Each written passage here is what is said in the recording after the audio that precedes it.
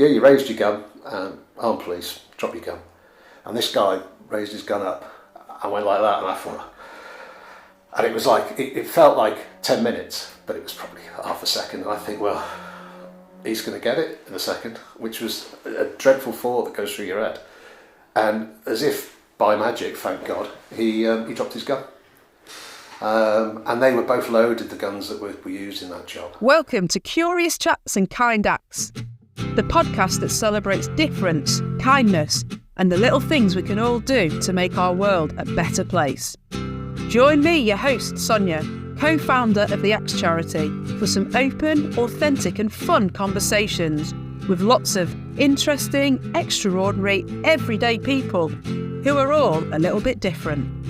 Prepare to have your curiosity piqued and your heart warmed as we explore the ways we can all make a difference in the world, no matter how small. So get ready to be inspired, uplifted and motivated to be the kindest version of yourself.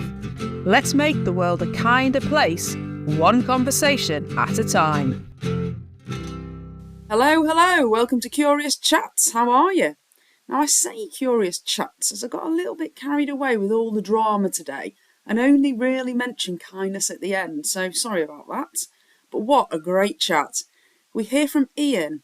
He joined the police force in the 90s so that he could play more rugby, through to him becoming an inspector in CID.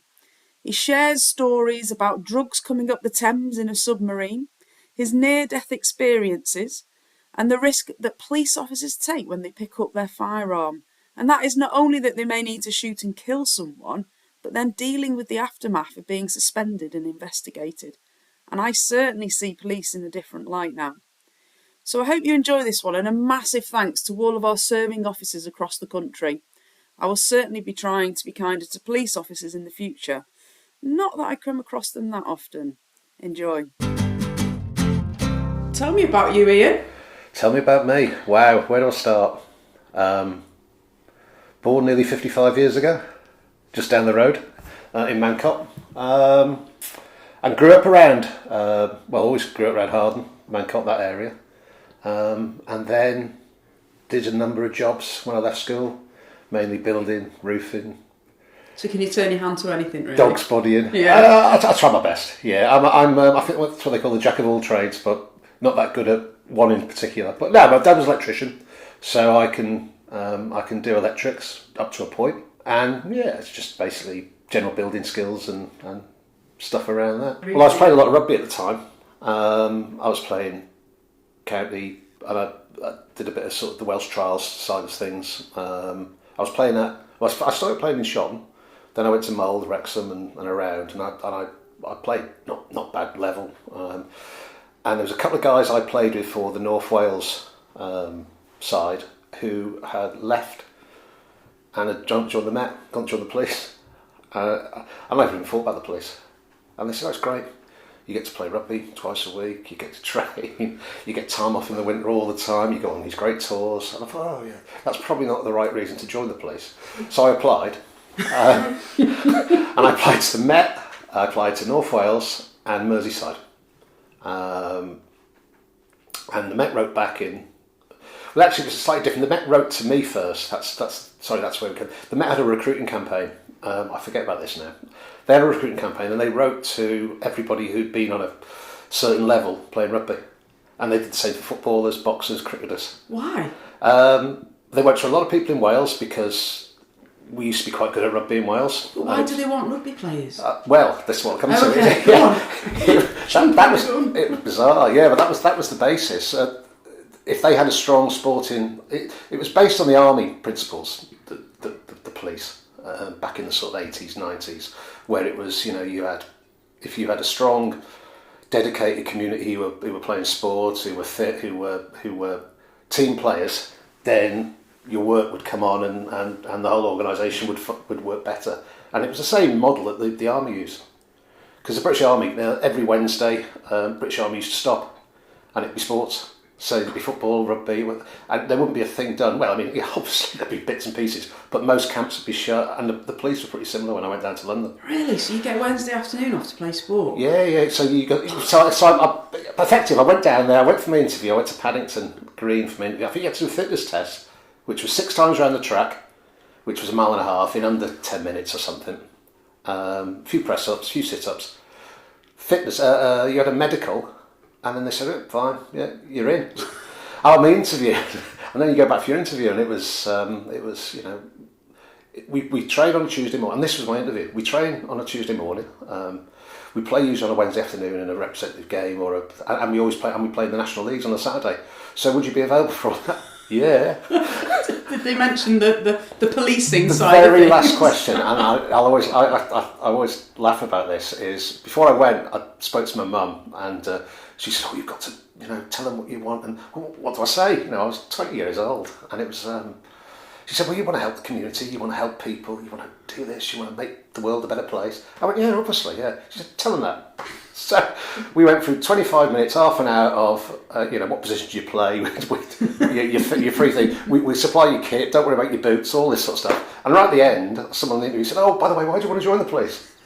I went, "Because I want to help people.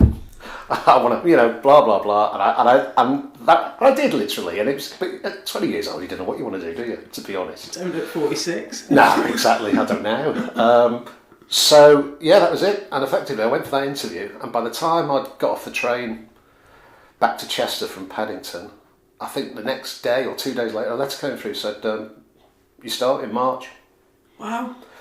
And North Wales never replied. And Merseyside replied, but I was already in the Met by then. So it was just one of those. And what was it? Were you all right moving to London? Oh, it's brilliant. Oh, it's brilliant. From growing up in Harden and the surrounding areas, it's you work it out, but you get to London and you know it's just a different world, isn't it? And they still do actually. They have things called section houses, which are basically just hotels. Well, they're not hotels; they're hostels, which you paid a minimal fee to stay in. So I moved into a hostel or a section house, which was about 50 feet from Marble Arch. In central London. So I got posted. Obviously you first do 5 months at Hendon Training College. I'm missing these bits out. My memory's not getting any better. But you go down there. You do 5 months at the training college, and it's a lot of marching, a lot of fitness, learning stuff by rote in those days, law and case law and legislation, and then sort of practical exercises and like dressing up as a policeman. Well, no, I am one. God, I mean, you look at yourself in the mirror and think, shit. So that was good fun. Met a lot of people, and I'm still in touch with people from then. Now, there's a few have passed by the way, but that was good. They don't do that now. No police service can sustain that sort of. You know, they haven't got enough to send a cop out to deal with burglary now, have they? In fairness, but it was 5 months. Bed and breakfast in the police training college, and you were there 6 days a week. Wow. And came out the other end. Well, some people came out the other end, and it was good. And then you got your first posting. Did you get? I got sent to Notting Hill, which when I went there wasn't quite like the Hugh Grant film. Yes. It was slightly rough around the edges. I mean, there's nice bits because you've got Notting Hill sort of split, or the area it covered. So you've got the south end. It was. Bordering with Kensington and Chelsea, so it was really nice, Holland Park and all around that area. But as you started to go up, you ended up towards Portobello Road, the All Saints Road, Harrow Road, up that way, which was slightly more diverse. People liked the police a little bit less than they did at the bottom end. And what was it like policing? Because we're talking 80s here, aren't we? 1990 was was when I was out there. So my first. I'm trying to think now. My first experience with policing was the poll tax riots. The first ones that happened in, God, it must have been summertime in 1990. So they brought this thing called the poll tax in, which is now community charge or whatever it is, and the country was in meltdown at that point, and there was running battles up and down Regent Street and central London. It just got wrecked, the whole of central London. But we were on football patrol at Chelsea that day, and half time came, and they said, "Oh, you're all going to central London now," and we were out of training school. It was like shit. So that was that was pretty dangerous. And then, So when was the first time someone tried to punch you or something like that? Like, when was the first time you felt, oh God? what, on duty? Yeah. yeah. I'm trying to think. Yeah, well, it would have been then. Yeah, poll tax riots, which happened, and then very soon after then there was a Notting Hill Carnival, and the Notting Hill Carnival, I mean, was steeped in history of riots and racial tension, but it was all down to the police, mainly down to the police. And what would happen is you'd have I don't know if you've ever been to Carnival. I've only ever been there working, but it would start sort of Thursday afternoon. And it was when the summer used to be quite warm, so it was August bank holiday, so it was usually sunny, and the whole area of north end of Notting Hill would be basically shut off to traffic and everything, and there would be big sound systems on each corner and big Caribbean festival, and it would go on till Monday afternoon. And it was big party, go on to Monday afternoon. I mean, there's lots of the associated stuff that goes with any festival or anything you go to. There's going to be drugs, there's going to be violence, there's going to be stuff that goes on, but it was all sort of pretty good natured. And then at 5 o'clock on Friday, the Met Police, in their wisdom, used to come around and tell them they should turn the sound systems off. Oh. So I know you've been partying all this time. Right, you're all got to go home now. People don't want to go home. And then they begin the warning, and then they begin another warning, and then people come around with bolt croppers and shut it all down. And instantly, people who'd been partying for 3 or 4 days were rather disgruntled and started chucking things. And that was the start of the riots. I mean, I'm glossing over it a little bit, but a forward-thinking commissioner a few years later just said, well, just let everyone party, and Tuesday everyone's gone home because it's back to normal. And so that's sort of what happened. In terms of your role there, what do you have to do? Kind of. Wow. Did you have the bolt cutters, or did you like? Thankfully, I never had the bolt cutters. No, but different years we did it. The first year I was there, it was just walking around in uniform, saying hello to people and trying not to be taking photographs of dancing with anyone or anything like that. You know, which you always see one of them on the news, don't you? That was never me. Usually, some rather large lady's got a policeman's helmet on and they're dancing away, and that's never a good look. So the first couple of years, well, the first year was in uniform walking around, but I'd done about a year or two and I'd sort of gravitated over towards the CID. So I was in a thing called Crime Squads, which was basically jeans and t-shirts. So you then mingled with the crowd in body armour in those days. That was the only time you were allowed to wear body armour, so you didn't get stabbed. So that was sort of the early 90s, I suppose. But rapidly moved away from all that. So I only spent a couple of years in uniform. I didn't really like it. Didn't like people asking me directions. Because it was at the time when the IRA were bombing London as well, you see, the early 90s. So we used to get deployed on patrols into central London. And you get to go to the West End and Leicester Square and all around there and think, oh, this is great. But all the tourists ask him, can you tell me where Leicester Square is, please? And you go, oh, God. Yeah, second on the left. And then you'd walk off thinking, I haven't got a clue where it is. So, yeah, we spent a bit of time. That was most of my formative uniform time, really. And then you moved into CID. Yeah. What did you do there? Oh, wow. Started on a thing called the Crime Squad, which was, you basically dealt with a bit of surveillance, a bit of sort of undercover, not undercover, but covert sort of policing, but dealing with burglars and drug dealers and the normal. But that was just in Notting Hill. But from there, I quite quickly from there, I went on to what they call the Central London Drug Squad, which it's all in the name, I suppose, isn't it? The Met had a policy for a long time of disbanding all the drug squads, because if you didn't have a drug squad, people didn't get arrested for drugs, so you didn't have a drug problem. Okay. And it was Home Office counting rules, which they used at the time. I mean, obviously, this is my own opinion, obviously. I don't want to be subject to litigation. But effectively, it was like, get rid of the drug squads, or don't arrest people for drugs, then we haven't got a drugs problem, which everyone knew there was a drugs problem. So I think whatever happened, they decided to recreate this. And I was on a unit which covered central London, so massive area. and we mainly dealt with undercover test purchasing, which was actually buying gear off baddies, evidencing, and then getting the evidence together and then arresting them. What was your biggest haul? Oh, Do you have hauls or? We were involved in one, which was a submarine, would you believe, that came up the Thames? Just on the outside. Came up the Thames? Submarine came. Oh, a submarine came up the Thames? Yeah, they used a submarine, and we dealt with it. It came out up into the Medway Channel. This is early 90s now.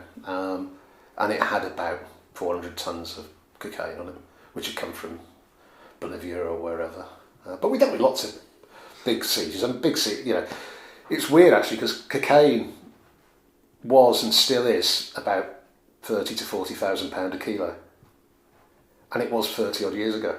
It's never really, street values changed a little bit, but they mix it with different stuff. But the pure stuff that's coming out of South America, still the same price. There or thereabouts. It hasn't gone up a lot. It hasn't gone up with inflation.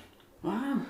So massive profit. If you could pay 30 or 40,000 pound for a kilo, you could turn that into, with the right agents and the right infrastructure, organised crime group they call it now, around you, you could turn that into £250,000 very quickly. And you found all those tons? Oh yeah, I mean that was just one of the jobs. That was one of the other guys' jobs. But there was lots of jobs where you had multi big amounts, where it was mainly imported jobs, and we would deal with the sort of the UK end of it.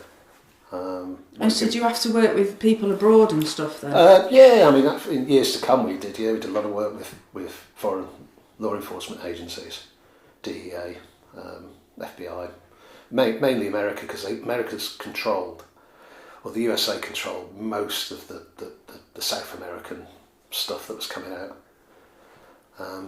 But a friend of mine, I mean, there's a lot of military involvement in that side of things as well. I mean, I can't talk too much, but a very good friend of mine who was in quite a high level military unit, who might say who dares wins and all that stuff. He was on a posting in the South American jungle, and his one job was once a week to press a button when the delivery was coming out. He had to just basically live in a bush. I mean, these guys are... He lived in a bush and just pressed a button once a week? Once a week. And how long did he do that for? Quite a while. But that was just normal drug ops, so you'd use... The UK would be involved in it, and as would the Americans and DEA, and they'd swap over. But controlling the drugs, or the drugs trade, which obviously only comes from a small area of the world. What do you mean by control? Because obviously they're just trying to stop it, aren't they? Or do they let some go through? Or well, yeah, you do stop it. I mean, once they identify, the Americans were very good at identifying the source and then levelling it. But obviously you've got a lot of considerations there. You've got a lot of people who are working there, and it's early. Well, it's still exploitation at those points by a lot of child exploitation. Locals, so you've got the kingpin or however you call it, but you've got a lot of people in villages and areas that's all they make their money from. yeah, So you take it's farming, but it's just a different type of farming. Yeah. So you've got whole communities who are making money from it. And the cannabis trade, to say it's slightly changed the cannabis trade because people have learned how to go through hydroponics and produce it now. But you can't do that with coke. What is cocaine? Yeah, what is it? Well, it's derivative from the cocoa bean, cocoa leaf, should I say? So As in chocolate. Yeah. But it's the way it's processed. But it's a massive funder of the world's economy. So, as is, I mean, I talk about cocaine, but heroin's the same. It's.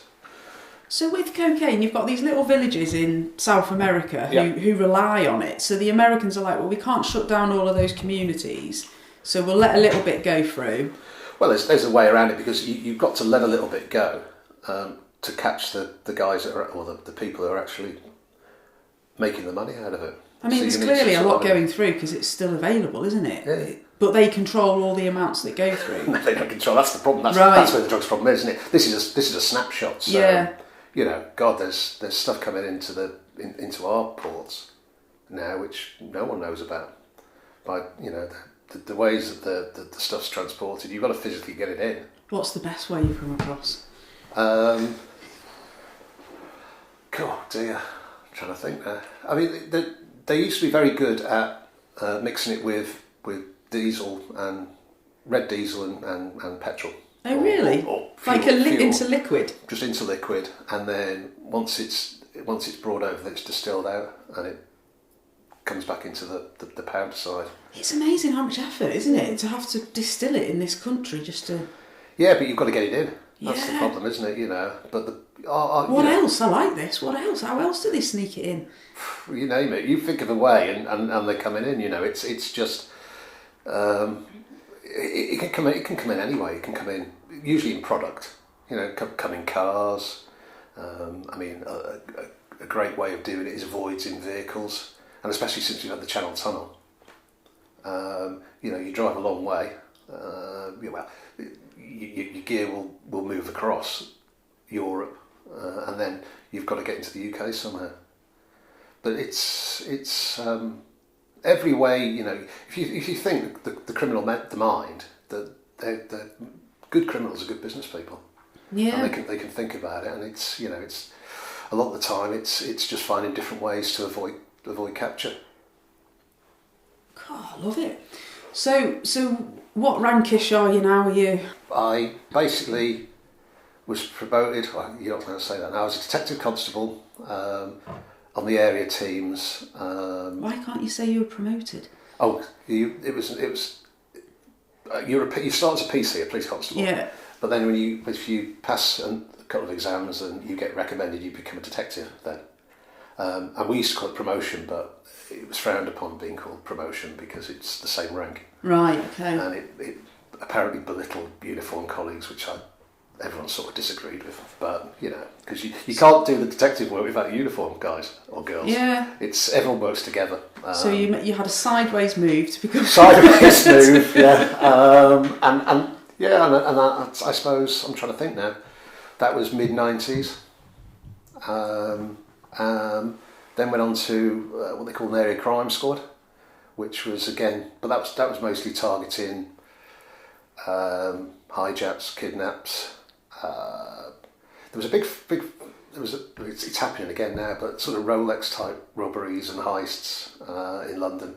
Oh, where people are they're doing it with posh bikes, aren't they? Where they'll go. Yeah, and we were tasked to deal with it. It was called Rolex robberies stuff at the time, and it was basically, well, the name's it's in the name, isn't it? Really. But how do you catch someone doing that? Because it's so opportunistic, isn't it? You've got to find someone with a Rolex first. Well, you basically target the area, then you do surveillance. You work out who's actually doing it, and it's a high risk game. It used to be because you would effectively you would always try to take people out before they commit the offence.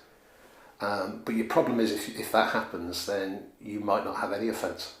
Yeah. So sometimes people were really quick and they committed the robbery, and then we were quicker and caught them. So there was that sort of thing. A lot of smash and grabs, jewelers' shops. I mean, it was quite popular in those days because we were a cash-rich environment in those days as well, you see. So everyone just touches with their phone, don't they, or a card. But people had cash on them. So wages snatches, which were quite popular. Yeah. You only see those on 80s gangster films now on the telly, don't you? But that's that sort of thing. So, but the high value burglaries were quite interesting as well. We dealt with a lot of those. What was your best? Oh wow, God dear. Back in the time, this is showing my age now, isn't it? Computer chips, or Apple computer chips. Before Apple produced the iPod, This is when they were still producing these great big screens, and they had a warehouse out in Milton Keynes, which was full of these data chips or RAM chips, and it was really popular for the criminals who decided that they could steal these and sell them, and everyone who had an Apple system, an Office system, would happily buy extra memory, and it was stolen memory. And we did a job where they targeted this massive premises in Milton Keynes, and we'd wait till they drove out with a van before we stopped them, and that was quite interesting. That was the first sort of computer crime I'd ever dealt with. So all these little things, and they were like £500 each. Wow. But yeah, that's quite that was grown up criminality really, where people actually that was their business. So you are you still a detective? Then constable? I was at DC then, yeah. And then so did you move up or sideways? No, first I got asked to join the flying squad, which were Sweeney armed robberies. That was in the late 90s, 99. I got asked to join them. So what did they do? Bank robberies, Right. Cash in transit robberies, bookmakers, jewellers, any armed crime. And that was, I did that for a few years actually, which was, again, like I said, everyone had cash. So banks don't get robbed anymore now. No. And security vans don't get, you used to see Group 4, Securicor, Loomis, whoever, they were forever getting robbed. But the anti-theft stuff that they've employed now is fantastic, so people have stopped stealing cash. But in those days, we were getting, there was 4 offices that covered London and Home counties.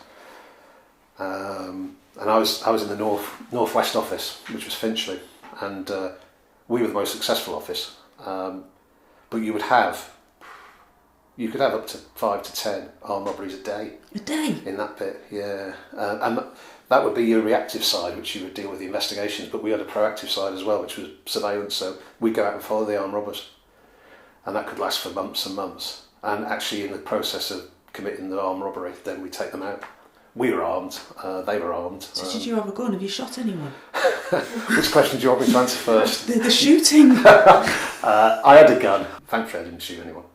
Was there a close call? There's been a few close calls, yeah. But it was, I was on I was on a few jobs where we did shoot. Well, during the job I was on, then the robbers got shot. But thankfully I didn't. And did they die? Were they? One of them did. Oh, 2 actually died on one job, yeah. Blimey. But you level a gun at armed police, and unfortunately there's only going to be one winner. The problem is that you were quite relaxed about carrying because you were going out against the bad guys and what have you, but it only hit home when you saw when police legitimately shot someone. Well, actually I've never been involved in anything where they illegitimately shot anyone. And then the shit that they go through and the trauma that they go through, the guys that have actually pulled the gun, the police officers, because they get suspended. So if you shoot someone in the line of duty, you get suspended? Straight away. Yeah. Well, why? Because well, there's a question. Because it has to be investigated that it wasn't an unlawful act. But more and more now, as recently, I think all the Met Police firearms officers handed their ticket in one day. Oh, because really? Somebody's been charged recently with murder. And it's happening more and more. Because it's like, you're given a tool, you're expected to use it, but then there's a punishment almost if you do use it. Yeah, you should. There's a book called Lethal Force, which is written by a mate of mine, and I work with a lot, called Tony Long. If you Google Tony Long, he was the most professional, proficient officer that I've ever worked with. He worked with special forces. He worked with everyone. He was a PC, but he was an expert. He actually trained me on my first firearms course. Tony was charged with murder twice, doing his job. And the trauma and the mental health and everything he went through, and his family went through, and relationships that break down around it, are not justified, I don't think, for that. So you'll shoot someone, you'll get suspended, and then you might be charged with murder. So you're put in prison then, or? Well, yeah.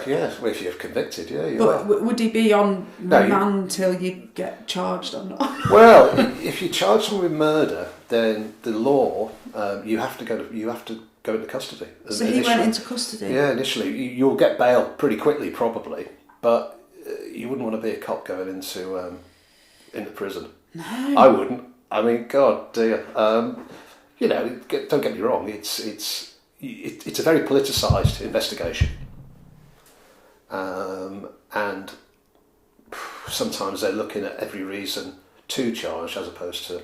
Because that's hard. Because you've got all of that going on, but actually you've just killed someone, and you've got there's no fault all for the yourself. stuff going on in your head of dealing with killing someone. Yeah, that's anything around police discipline. I mean, if you want you suspended, there's no.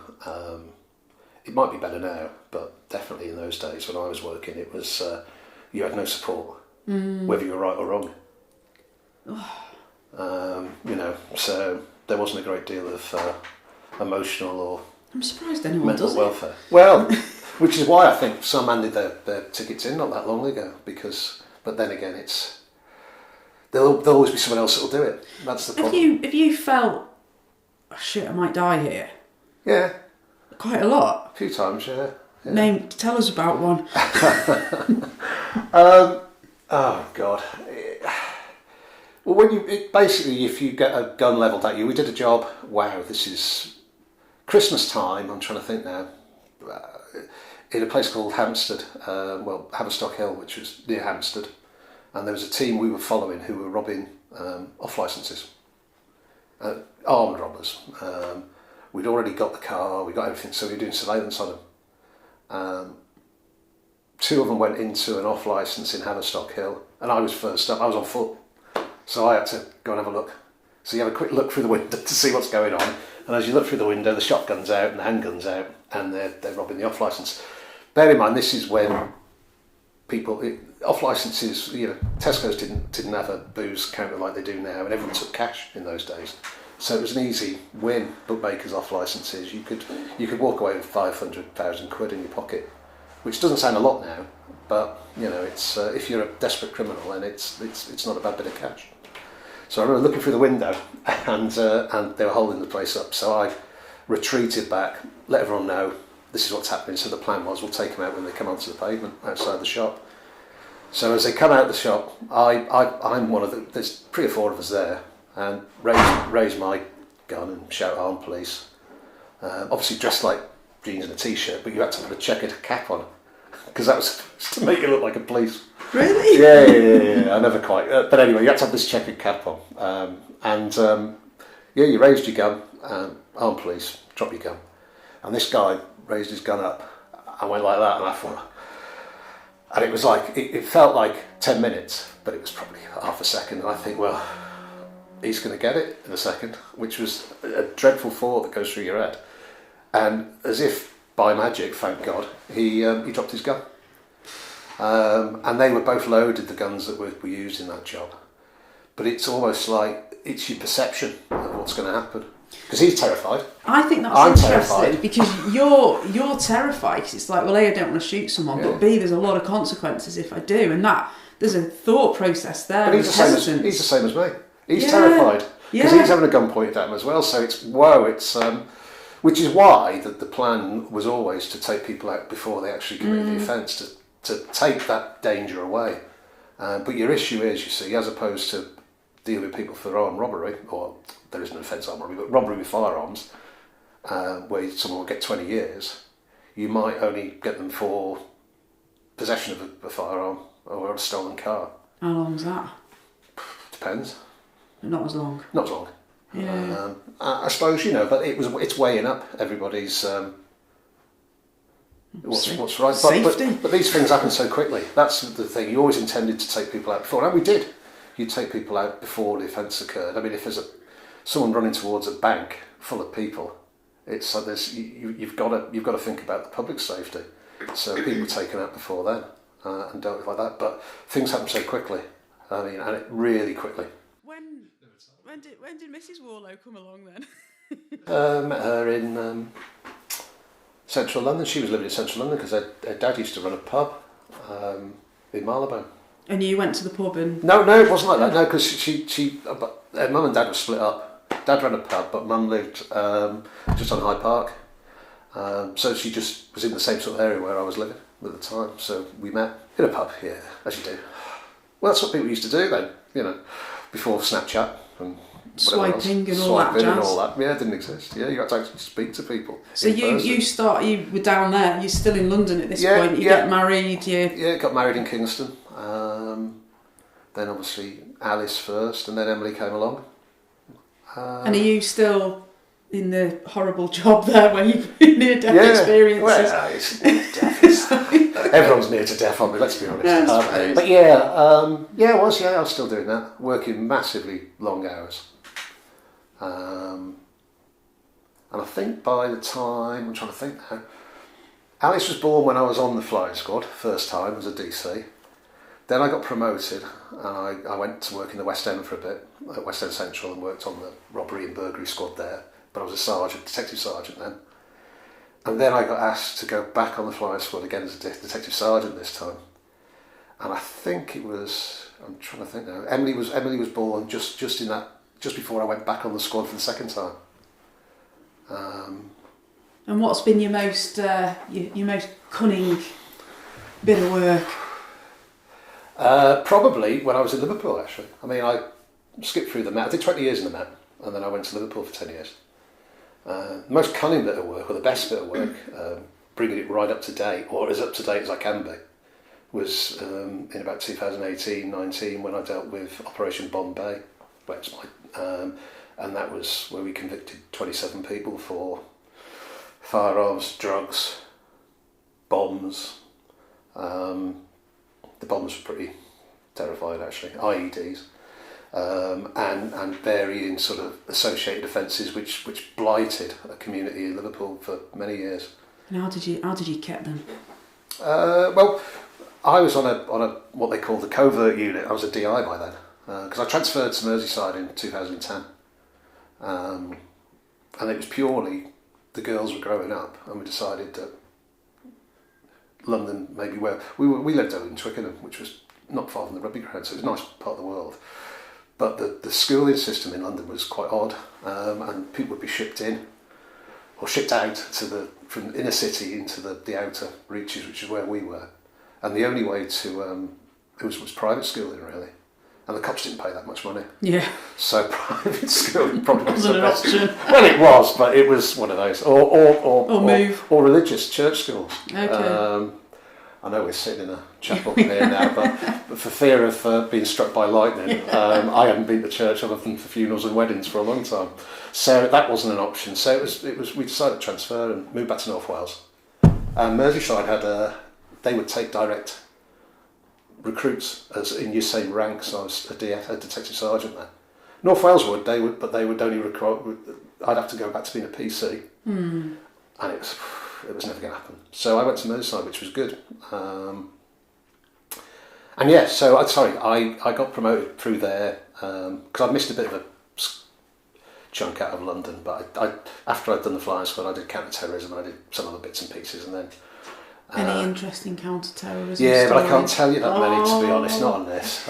But rest assured, I mean, we dealt with. I was flying squad when Charles de Menezes was shot, and I actually ran that. I went on to running that team that was involved in that, which was an armed counter-terrorism surveillance team, and I did that for a few years. But a lot of stuff was prevented. And it still is, as we speak now, but it doesn't. So for everyone that goes off, you'd stop thousands? Well, I don't know, because you don't get to know, because you work with security services, but you only get to know what you get to know. But rest assured, it's people want results and want news and things, but sometimes that never comes out. But there is a lot of, the internet, the radicalisation through the internet is phenomenal. So, lonely kids, this sounds awful, but lonely kids in bedrooms could be radicalised. Yeah. We worked, obviously, against Al-Qaeda threat, now Islamic State. We also worked against the Irish extremism, not just the IRA, UDA, UDF, and also fascist organisations, Combat 18, and anyone on the wrong end of the extreme, that's who we were targeted through. But we were directed by the intelligence services. So such a complex web, isn't it? It is, but you know what? The UK do it really well. The United States, all civilised nations have got their intelligence, the way the intelligence services work, from the UK. Oh, okay. And it's all on a similar, bigger scale, obviously. America has its own problems, but if you think about homeland security, then it's pretty similar in civilised nations throughout the world. Okay. And it works off the same sort of blueprint, you know. I just want to talk about, so you've been in the police force a long time. Yeah. What, like in this podcast, has got an element of kindness in it. So yeah, in terms it's not of, very kind, some of this stuff, is it? well, no, but it's real life, isn't it? But in terms of being in the police force, would you say there were any like examples of where there's been kindness, or where you've carried out kindness, or? Yeah, well, on a daily basis you do in the cops, because you asked me about. I mentioned Operation Bombay, which was the Liverpool job which I was given, and that effectively was there was a community in Speke who were blighted by pretty awful behaviour from a hub of drug dealing, criminalised, antisocial behaviour, you name it, it was happening. And there were kids that would have to walk half a mile further to school in the mornings because they didn't want to go past his house for fear of being taunted, being assaulted. There was mothers that were getting assaulted, getting talked about. So your whole community was in lockdown. But in Liverpool, there's a real people don't like to talk to the police because you're seen as being aggressive. And that's just a cultural thing that happens over there. Even if it's to detriment to you and your family, and you're not criminal, people will, a lot of the time, there's anonymous stuff that comes in, but it's very difficult sometimes to get to the root cause. So this was kindness way. I think what we did was after 27 people went to prison for 300 years or whatever it was, but we took that away. And what happened is the community officers, the community side of it, the community hubs, and the non-statutory and the statutory partners sort of went in and revitalised the area. And for once, I was down there a few times when we put the job to bed, and people were actually coming up saying, "Oh, thanks," which never happens, because people were having a shit life. And it had probably gone on for quite a long time. Yeah, for so long, and it was family. So father had been trouble at one point. Now sons had inherited and they were just causing dark shadows over the place. That's pretty cool to have. And that was really nice. That was really nice, and we did quite. Merseyside Police did a lot of good work with that, and a lot of community-based stuff. So the community teams, because they have community cops, community support officers as well who assist, and I think they got right in with the locals.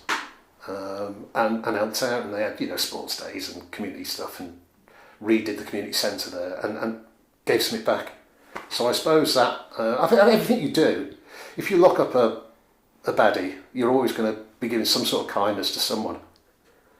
His family doesn't think that, or her family don't think that when you're in court and they're shouting at you. That was quite good. But I also, towards the end I finished, I was working as a temporary DCI in charge of the murder teams, and I dealt with a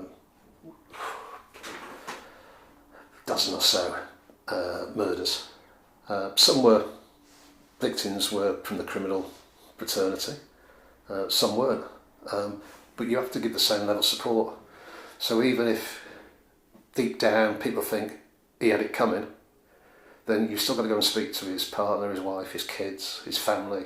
And does it affect you? Like, I assume you're seeing these dead bodies, and I think you become numb to it, which is pretty bad, I suppose, isn't it? Because what you'd have to do is, if you were, this is in Merseyside I'm talking now, self-harm and suicide is the more deprived the area is, the higher the risk is of self-harm and suicide. So you would have, as a on-call detective inspector or detective sergeant, you'd have to go to a lot of suicides, and that could be from an old person right the way down to a school kid, and that's really sad, because then you realise that mental health gets to that stage where you can't see any other way out. And that's quite sad because there's no support network then. So you become numb to it, but it doesn't. Not that it doesn't affect you, if that makes sense. Yeah. You know, if I came across someone a dead body now, I wouldn't freak out. I'd know what to do. But that's only because I've seen hundreds of them before, which is nothing to brag about. But someone has to deal with it, all doesn't in a day's work, isn't it? Yeah. Yeah. And so, just in terms of the police force and your experiences, have you come across unkindness internally? Because I know there's a lot of stuff on the news and in the dramas, but you know, is that reality? Is there? Yeah, well, that's human. That's the human race, isn't it? I mean, when I joined the Met in 1990, yes, it was misogynistic, it was sexist, it was very male orientated. There was a bullying culture which was as it was, but society was like that then. And I think what we're doing now is we're looking at, with 2024 eyes, at something 30 or 40 years ago, and thinking that can't be right. Now, on the telly at that time was Alf Garnett and you know, and Larry Grayson and everything, and just belittling different groups in society. Whether you were Asian, whether you were black, whatever it was, if you were LGBTQ plus, or whatever, you just got shit on the TV for it, didn't you? And you were a minority. Now you don't. So I think society is moving forward. Because if you go back 40 years before I joined the police, it was even worse. It's quite hard though, because you're looking at it through a white male rugby player, so you tick every box. Yeah. So you're like, you know... Yeah, it's my fault. Yeah, but no, which you can't, obviously you are who you are, but like in terms of, was there any times where you actually saw that bullying and whatever and thought, I should do something about this? Or is it just such a culture where you... It was culture, it's just normal. Why would I get involved in that? It was normal. Did you do any? Nah.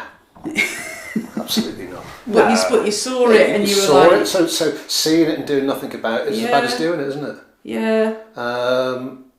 You know, there were no mechanisms in place. That was the problem, I think, when I was first in the police. So much better now, because you challenge and everyone's got a responsibility.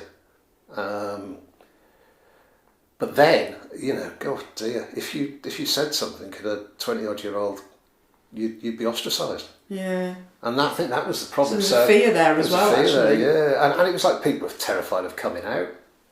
Yeah. You know, I work with guys and girls who were gay, and they wouldn't tell you. You might know, but it wouldn't be general, because people would say, God, no, I'll get posted somewhere else, something else will happen. It's just dreadful, really. But that was society. I'm sure it was the same if you were working at British Aerospace, or, you know, Airbus down the road, or Shotton Steelworks, or wherever. There would have been bullying going on. There would have been that type of behaviour. I think society, thankfully, is getting better. Yeah, we've still got a way to go, but it definitely. Well, it's got a way to go. But if you think about, you know, Emily, for example, you know, she's known nothing else in her 19 years, but a bit of be fair to everybody, give everyone a fair crack of the whip. When I was 19, slightly different, because your parents had a different input, their parents had a different input. But TV was the driver, and the newspapers. I mean, no one reads newspapers anymore, do they? Well, no, and obviously the coming of the internet has changed things. So in terms of what can we do, I guess what can we do as a society to help the police, I guess, because actually you experience a lot of unkindness when you're on the beat, in the situations you're in. You know, like over in Liverpool, they won't talk to the police because you're seen as the enemy or the grass, but... Yeah. I mean, what can you do? You can just carry on doing what you do and be fair. So, you know, your job, the police's job, it doesn't matter who it is really, is to be fair. So you need both sides of the story, and don't go in with any preconceptions. Difficult, because everyone has preconceptions, whether you know it or not. Yeah.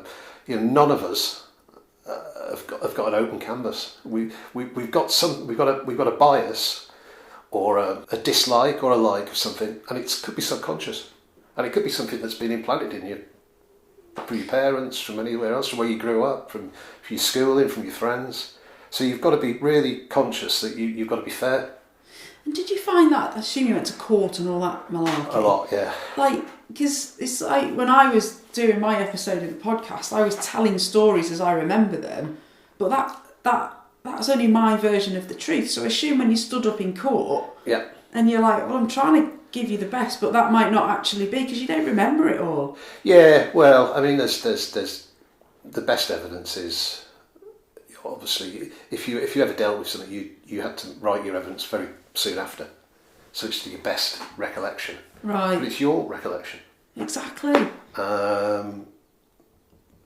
So yeah, it's difficult, and things I've been on jobs before where things have happened, and I thought something's happened, and then we've watched the video, and it's completely different because you've got to talk about the guy that pointed the gun at me in Haverstock Hill all those years ago. It was like a proper gun. It wasn't like one of those Dick Turpin ones, not that long ago. But my perception was he's going to shoot me. Now, if you've been watching as a member of the public walking past, you might have thought, oh my God, that police officer's going to kill that bloke there. It just depends which way you are. Because you have that checkered hat on. Yeah, it was, thank God for that. Yeah, but it's tunnel vision. So it's called fight or flight, and you learn that a lot with training. And the human body is pre-programmed to do two things. That's all. It's fight or flight. So you're in that situation. You either run away, or you exert force. Yeah. And there's no other option. You don't run away because you might get shot in the back. So what do? You hope that good will prevail, I suppose. Or you shout a bit louder. Yeah. It's mental, isn't it? Well, but what I did is run around with guns and fast cars and all that was all good fun. But it could be exactly you could liken it to a uniformed cop or a community support officer walking past here now and coming across someone with serious mental health issues who's picked a carving knife up out of mum's cupboard and has decided that things in his head are telling him to go and kill someone. You've got an almost unarmed person walking down the street who's got to deal with that. Because if you see a man with a knife shouting and swearing, you're going to think, shit, where are the police? And the police are thinking, oh God, what are we going to do with that? Yeah. So I guess actually around kindness here, like we have an image of the police, don't we? And some of that's from TV. Yeah. But actually, it's just a human that has taken a brave career choice to help other humans fundamentally. Why did? I mean, I know you joined the police force because you got a Wednesday afternoon off to play rugby. That wasn't the whole reason. Yeah. But it's somebody in fancy dress, basically. That's all it is. It's not. You're not paid huge amounts. It's not about the money. It's about this innate desire to help people. Of course it is. No one. I don't think. Well, I'm sure people did join the police, or people joined the clergy. People for the wrong reasons. And you're always going to get that. But the vast majority of people join the cops, wherever, cheating profession, whatever it is, for the right reasons. Yeah. And it's to give someone a leg up, help people out, make the place a bit better. Because they call it the broken window syndrome, don't they? Where it's if you've got a broken window in a house, then there's going to be more broken windows in a minute, and then there's going to be rubbish out there. But if you pick the rubbish up or you clean the windows, well, do whatever. People will move on and make a mess somewhere else. You're always going to get that fallout, but you need to look after your own at times, or your own community. And do you think that's true? Do you think that... That's true, yeah. Do you? Yeah, I do, yeah. If you've got an estate which is troubled, Speak, for example, which is the one I was talking about, if they've burnt out cars on the road and rubbish on the people walk past, and 9 times out of 10 people will ignore it. If your community get together and go out and pick rubbish up, or get onto the council and get them to sort the derelict house out, or move bad neighbours out, or split them up, or do whichever, just have sort of some sort of action around there, then the whole place lifts and the whole mood lifts. That's incredible, isn't it? Because no one wants to live in shit, do they? Really, nobody wants, and no one wants not to be able to feel like they can walk out on the street or. So actually, what we're looking at here is that just by being a good community member, you're actually helping the police out as well. All day long, whether you like it or not. Yeah. And it's funny actually because I've met more people who like the police than who dislike the police in 30 odd years in the police. Obviously, you arrest people, and they don't like you. But a lot of the times you speak, and it's like it's an occupational hazard for a lot of people. and it's almost like, well, yeah, that's what I do, that's what you do, and you draw a line, and you have some sort of relationship. But there's always been people who say, I hate the police, I hate the police, I hate this, I hate society, I hated school, I hated my teacher, I hated everyone. But something happens. Something happens, they need some. What number do they ring? Yeah. You know, they don't think, I don't like the police, I'm not going to ring him because me auntie's getting terrorised or whatever it is. So you have to treat everyone the same, whatever your preconceptions are. And that's what I mentioned about the murders, where I dealt with criminal families, proper criminal families who, sadly, one of their relatives or family members have been murdered. You can't go in there and say, no one cares because you're a criminal. You've actually got to give them exactly the same care and compassion and work. No, because you're dealing with a job, aren't you? You want to catch someone who murdered someone. Whether they were involved in criminality or not shouldn't make a difference. Preconceived ideas in your head may think that. But you just have to switch them off. And yeah, of course you do. Because otherwise the whole world's gone wrong, isn't it? Yeah. Because, you know, a couple of jobs, I mean, one guy, they've still got a mum, they've still got a grandmother, whatever it is. You've got to do a service for them. So actually, you're showing empathy there. You're going in, you're putting yourself in their shoes, thinking about the grandma and the mum, thinking, right, I've got to deal with this. It's usually the kids, actually. You know, kids are, you think, God, they're gonna grow up without a father. They might not have had a father figure because he might have been in prison, but at least they could have gone to visit him, if that makes sense, you know. So yeah, you can't be prejudged stuff because otherwise nothing would be done. And you'd become like a police state then, wouldn't you?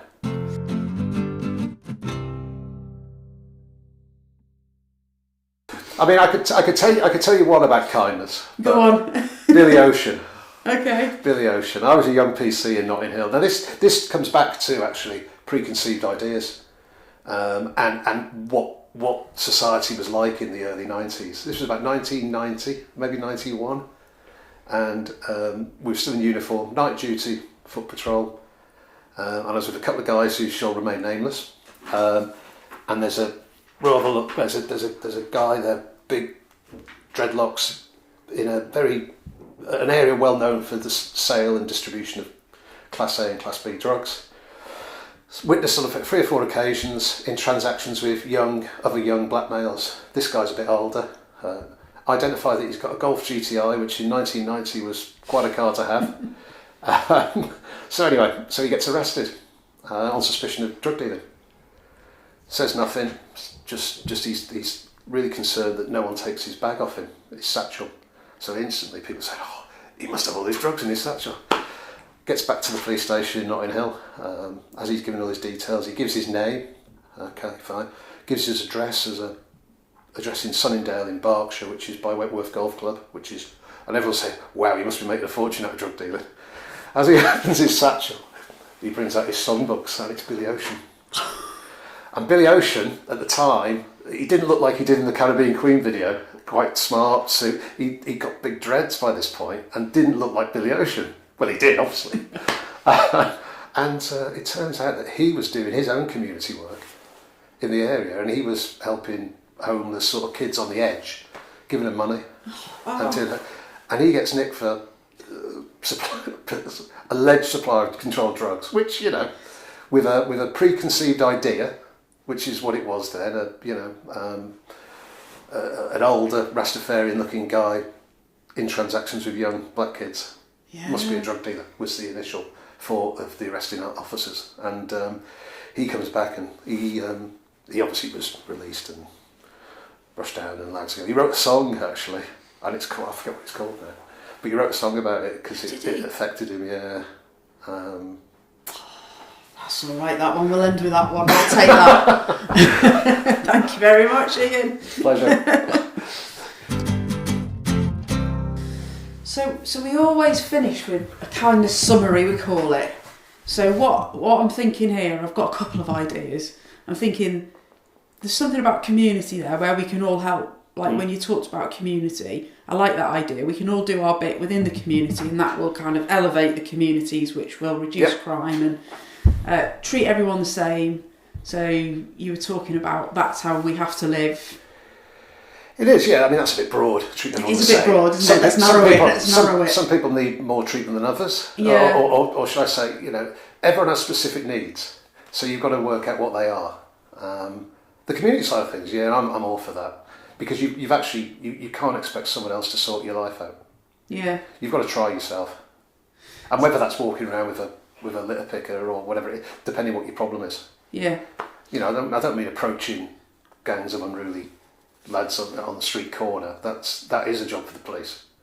But you can do your bit around it, where you task your counsellors or your community leads, and you say this is a problem. And then I need a third one. I like 3. What else can we do as a society to help the police, to help communities, to help individuals? You've got to almost try and get rid of your preconceptions, I suppose. So go back. You talk about how the police get bad press. Yeah, they do, and they're always going to get bad press.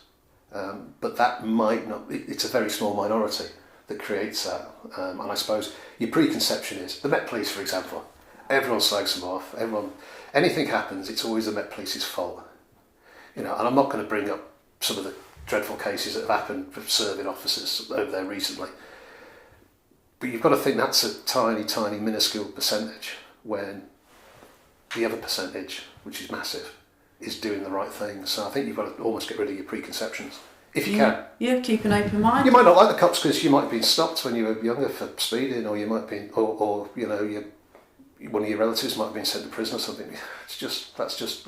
If you didn't have that system, then we'd be lawless, wouldn't we? Yeah. We'd be some state in West Africa, which where we've got no control. We're government controlled. Yeah. So everyone's got a voice, albeit sometimes it maybe gets diluted because it goes through politicians. So we've got enhancing the community, keep an open mind, and this other one is I think it's something about putting yourself in other people's shoes there, isn't it? I think try and have remove your preconceptions. Yeah. And think wider than just yourself. Yeah. Thanks so much for listening to this episode of Curious Chats and Kind Acts. It was lovely to have you. Can I just say a massive thank you to all the people that we've interviewed who have been so honest and vulnerable with me, so that we can have these real life stories to share with you, our wonderful listener. And remember, we'd love to hear what random or small acts of kindness you've been up to, so that we can maybe do a few. Find us on all the socials, TikTok, Facebook, Instagram and Twitter, and all our /ActsGB, that's ACTSGB. And drop a comment on our feed, tweet us, or even send a photo. Let's build our kindness community together. We'll read some of our favourites on future episodes of Curious Chats and Kind Acts. And you never know, we might even have a go at a few of your ideas ourselves. Watch this space on the socials. For more information about the Acts charity, including how to donate to us, head to actsonline.uk. See you next time!